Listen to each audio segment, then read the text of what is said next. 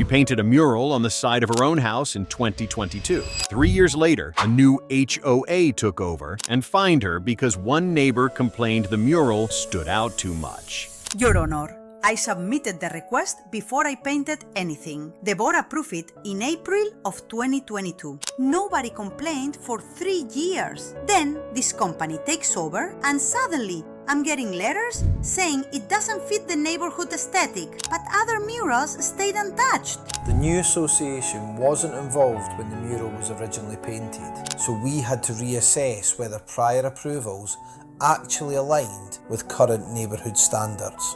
The concern wasn't necessarily the mural itself, it was, well, we received a complaint from a homeowner who felt the mural stood out in a way that drew unusual attention to the property. We had an obligation to review whether the previous board exercised appropriate discretion when granting approval back in 2022. So after 3 years without a single issue, one resident complains that a mural stands out too much. And your company suddenly decides the original approval shouldn't count anymore? Show me where these bylaws say cultural artwork becomes a violation once somebody in the neighborhood feels uncomfortable looking at it. I'm not saying cultural artwork itself violates the bylaws, Your Honour. The concern was whether the mural's subject matter was consistent with what residents typically expect to see throughout the neighbourhood. This family received written approval, lived with that mural for 3 years without issue, and only faced enforcement after someone complained that the imagery did not match what they expected to see in the neighborhood. That is not a bylaw violation. That is selective enforcement dressed up as aesthetic review,